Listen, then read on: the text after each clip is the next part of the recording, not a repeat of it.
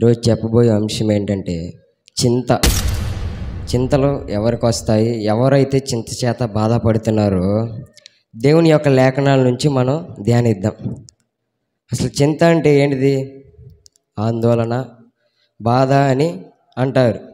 ఇలా కొంతమంది చింత చేత ఎంతో వారి హృదయాల్లోనే ఆ యొక్క చింతను ఉంచుకొని బాధపడే వాళ్ళు ఉన్నారు.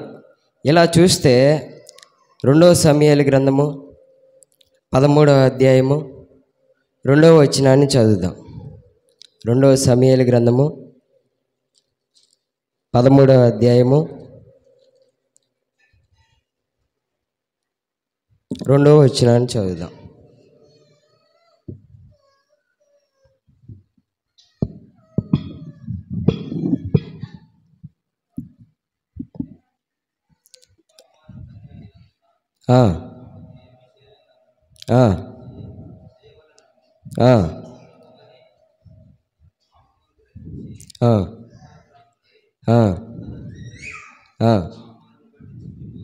చాలండి. ఇక్కడ చూస్తే మనకి తామారు, అమ్నోను కనపడుతున్నారు. వీరిద్దరూ వరుసకి అన్నా చెల్లెళ్ళు. అయితే ఈ తామారు అనే స్త్రీ ఎవరంటే అబ్షాలోము యొక్క చెల్లి. ఈ అమ్నోను కూడా వరుసకి వీళ్ళందరూ అన్నా తమ్ముళ్ళు, అన్నా చెల్లెళ్ళే. అలాంటిది ఈ అమ్నోను అబ్షాలోము చెల్లెలైన తామారు మీద కన్ను వేశాడు. కన్ను వేసి ఆమె నిమిత్తము చింతాక్రాంతుడై ఆయన చిక్కిపోయాడంట. ఎందుకంటే ఆయన ఆమెను ప్రేమిస్తున్నాడు. ఇలా ప్రేమించినప్పుడు ఈ అమ్నోని మిత్రుడు ఒకడొస్తాడు. వచ్చి, అయ్యా నువ్వు ఇలా చిక్కిపోవడానికి గల కారణం ఏంటని అడిగాడు. యెహోనాదాబు అనే వ్యక్తి వచ్చి, ఈయన ఎంత చెడ్డ ఆలోచన ఇస్తాడంటే, అయ్యా నువ్వు ఇప్పుడు ఉంటున్న చోట నీకు రోగం వచ్చిందని వేషం వేసుకొని పడుకున్నప్పుడు నీ యొక్క చెల్లి వచ్చిద్ది. నీ చెల్లి వచ్చినప్పుడు నువ్వు తనతో పాపం చేయని చెడ్డ ఆలోచన ఇచ్చాడు. రాజుగారికి కూడా చెప్పమని వర్తమానాన్ని కూడా పంపించాడు. ఇలా చూస్తే యెహోనాదాబు మంచి ఆలోచన ఇవ్వకుండా చెడ్డ ఆలోచనని ఇచ్చాడు. చెల్లెళ్ళతోనే పాపం చేయమని ప్రేరేపిస్తున్నాడు. ఇక్కడ ఈ అమ్నోను కూడా చింతాక్రాంతుడై ఉన్నాడంట. పాపం చేయడానికి చింతాక్రాంతుడు అయిపోయాడంట. ఈ లోకంలో చాలామంది చూస్తే పాపం చేయాలని చింతాక్రాంతులు అయిపోతున్నారు. వారిలోనే ఆందోళన పెట్టేసుకొని, వారిలోనే ఆ యొక్క బాధను పెట్టేసుకొని పాపం చేయాలని అందరూ ఆలోచన విధానంలోకి వెళ్ళిపోతున్నారు.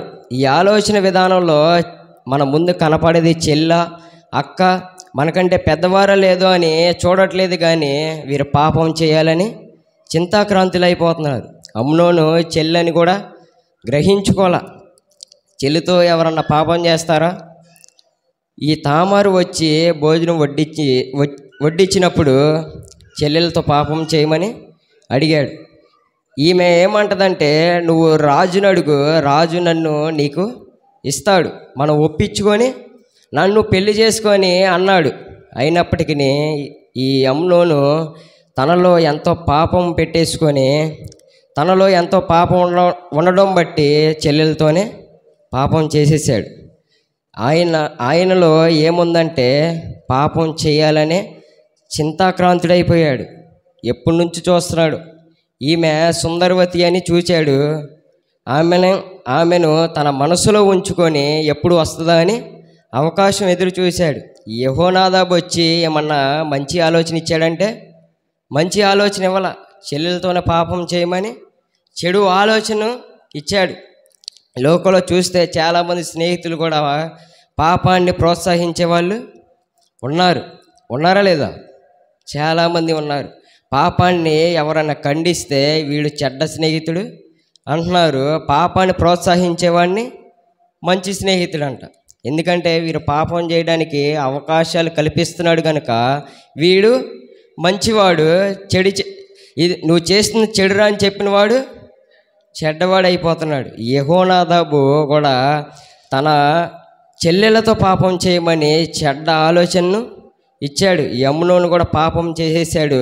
తర్వాత ఆమెను ప్రేమించినంతకంటే ద్వేషించాడంట. మొదట ఎందుకంటే ఆయన తన కోరికలు తీర్చుకోవడానికి ఆమెతో పాపము చేసేసాడు. తన చెల్లెలను పాడు చేసేసాడు ఈయన. చాలామంది చూస్తే ఈ రోజుల్లో యవనస్తులు చాలా రకమైన పాపాల్లో పడిపోతున్నారు. వారికంటే పెద్దవాళ్ళ చిన్నవాళ్ళని గ్రహించుకోవడం లేదు.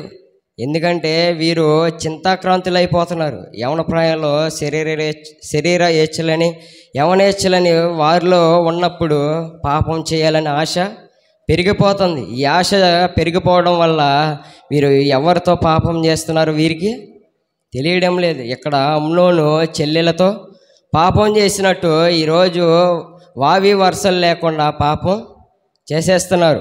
ఎందుకంటే వీరు పాపంలో బ్రతుకుతున్నారు కాబట్టి వీరికి ఎవరైనా కానీ ఒకేలాగా కనబడుతున్నారు. మనకంటే పెద్దవాళ్ళు మనకేమవుతారు? అక్కలవుతారు, లేకపోతే తల్లులతో సమానంగా చూడాలి. అలా చూపు ఈరోజు ఎవరు చూడడం లేదు. వారికంటే తక్కువ చిన్నవారైనా పెద్దవారైనా మనకేంట్రా, మన పాపం చేయాలి. ఇదే ఆలోచన యవనస్తుల్లో ప్రతి ఒక్కరి ఆలోచన విధానం ఎలా ఉందంటే, అరే నువ్వు ప్రేమిస్తున్నావుగా, నువ్వు నిజమైన ప్రేమిస్తున్నావు అంటే నాకెందుకు, వాడుకొని వదిలేస్తా అని యవనస్తులు అంటున్నారు. నిజమైన ప్రేమ వారిలో లేదు. ఈ రోజుల్లో చూస్తే ప్రతి ఒక్కరిని వారి కోరికలు తీర్చుకోవడానికే ప్రేమిస్తున్నారు, కానీ నిజంగా ప్రేమించడం లేదు. యవనస్తులు ఎంతో చెడిపోతున్న కాలం ఈరోజు మనం చూస్తున్నాం. ఈ యమ్నోను కూడా చెల్లెలతో పాపం చేశాడు. పాపం చేయాలని చింతాక్రాంతుడైపోయి ఈయన చిక్కిపోయాడంట, తగ్గిపోయాడు చాలా. ఈయనలో ఆశ ఉంది కనుక వీరి ఆశలు జయించలేక చెల్లెలతోనే పాపము చేసేసాడు. మనం కూడా పాపం చేయాలనే చింతాక్రాంతులు అవుతున్నామేమో మనల్ని మనం పరిశీలన చేసుకొని ఆ యొక్క పాపం అనే ఆలోచన మనలో తీసివేసుకోగలిగితే దేవుడు మనందరినీ ఆశీర్వదిస్తాడు. యవనస్తులమైన మనం బలవంతుని చేతుల బాణములు వంటి వారము. అలాంటిది మనం చిన్న స్త్రీలకు లొంగిపోయి వారు చెప్పినట్టు మనం నడుచుకుంటున్నారు యవనస్తులు ఎంతోమంది. యవన స్త్రీలు కావచ్చు, యవన పురుషులు కావచ్చు, యమ్నోను వలె పాపంలో పడిపోతున్నారు. మనం అలా పడిపోకుండా ఉండాలంటే మనం దేవుణ్ణి కలిగి ఉండాలి. మనకి చెడ్డ స్నేహితులు ఉన్నారా, మంచి స్నేహితులు ఉన్నారా అని కూడా మనం పరిశీలన చేసుకోవాలి. ఇక్కడికి స్నేహితుడు వచ్చాడు అమ్నోను దగ్గరికి, చెడ్డ ఆలోచన చెప్పి పాపం చేయడానికి ప్రోత్సాహం ఇచ్చాడు. మంచికి ఈ రోజుల్లో ప్రోత్సాహం లేదు, కానీ చెడుకి చాలా ప్రోత్సహించే వాళ్ళు ఉన్నారు. మనతో పాటు ఉన్న స్నేహితులు ఎలాంటి వారో కూడా మనం పరిశీలన చేసుకున్నట్లయితే, దేవుడు మనకి చెడ్డ స్నేహితులు ఉంటే దేవుడిని అడిగితే వారిని మనకి దూరం చేస్తాడు. కానీ మనం అలా అడగంగా, ఎందుకంటే మనకి పాపం చేయాలని వాడు ప్రోత్సహిస్తున్నాడు కనుక వాడే మనకి దగ్గర అవుతాడు, వాడే మనకి మంచివాళ్ళలాగా కనపడతాడు. సాతాను కూడా వాడినే మనకి మంచి వ్యక్తిలాగా కనపడేటట్లు చేసిద్ది. కాబట్టి ఈరోజు మనం కూడా పాపం చేయాలనే చింతాక్రాంతులం అవుతున్నామేమో మనం పరిశీలన చేసుకొని ఆ యొక్క పాప ఆలోచనలు మనలో తీసివేసుకోగలిగితే దేవుడు మనందరినీ దీవిస్తాడు. మరి ఒక వ్యక్తిని చూద్దాం. యోనా గ్రంథము 4వ అధ్యాయము 1వ వచనాన్ని చదువుదాం. యోనా గ్రంథము 4వ అధ్యాయము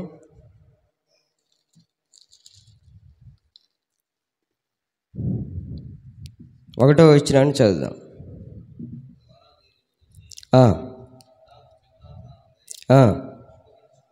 చాలండి, దాని పై వచ్చిన ఒకసారి చదవన్నా.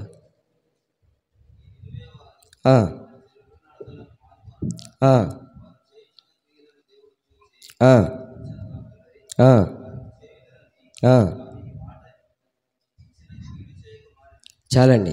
ఇక్కడ చూస్తే యేసయ్య నినివే ప్రజల్ని క్షమించాడని యోనాకి బహు చింతాక్రాంతుడై కోపం వచ్చేస్తుంది. నేను మొదట చెప్పాను, నేను వెళ్ళి చెప్పితే ఒకవేళ వారందరూ మారిపోతారని ఈయనలో ఈయనే అనేసుకొని ఈయన దేవుని మీద కోపం తెచ్చుకుంటున్నాడు. బహు చింతాక్రాంతుడైపోయాడంట. ఎందుకని? దేవుని ప్రజలు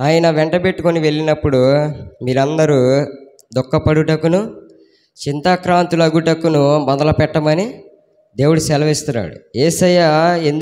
యేసయ్యకు ఇంత బాధ, ఇంత చింత ఎందుకు వస్తుందంటే శ్రమల పాత్ర ఆయన ముందు ఉంది. తెల్లవారితే ఆయన సిలువ వేస్తారు. ఇవన్నీ తలుచుకొని, ఇవన్నీ తలంచుకొని ఆయనలో దుఃఖం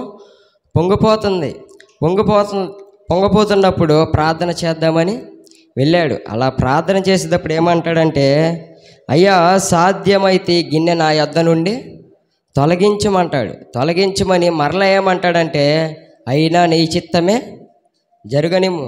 యేసయ్య కూడా ఇక్కడ ఎంతగానో చింతాక్రాంతులు అయిపోయాడు. ఎందుకని? ఆయన ముందు శ్రమల పాత్ర ఉంది. దాన్ని చూచి ఆయన కూడా చింతపడిపోతున్నాడు.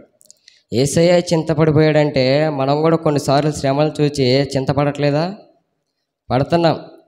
అయినప్పటికీ ఆ శ్రమలన్నింటిలో నుంచి విజయాన్ని మనకు ఎవరిస్తున్నారు? దేవుడే విజయాన్ని ఇస్తున్నాడు. ఆయన మనందరి కొరకు తన ప్రాణాన్ని అప్పగించడానికి చింతపడ్డాడు. మనం వేటి కొరకు చింతపడుతున్నాం? ఈ లోక సంబంధంగా వాటిని సంపాదించుకోవాలని, వీటిని సంపాదించుకోవాలని, అవి నాకు దక్కలేదని, ఇవి నాకు దక్కలేదని వాటిని చూసి మనం చింతపడుతున్నాం. కానీ దేవునిలో ఎదగట్లా. దేవుడు మనందరి కొరకు చింతపడుతున్నాడు. ఆయన నాడు శ్రమల పాత్రను చూసి చింతపడ్డాడంట. నాడు ఏమంటున్నాడంటే దేవుడు, మీ చింత యావత్తు నా మీద వెయ్యండి. యేసయ్య ఆనాడు ఎప్పుడో చింతపడ్డాడు. మనం ఇప్పుడు చింతపడనక్కర్లేదు. మన చింతలన్నీ ఆయన మీద వేయమని ఆయన సెలవిస్తున్నాడు. చూడండి, 1 పేతురు రాసిన పత్రిక 5వ అధ్యాయము 7వ వచనాన్ని చదువుదాం. 1 పేతురు రాసిన పత్రిక 5వ అధ్యాయము 7వ వచనాన్ని చదువుదాం.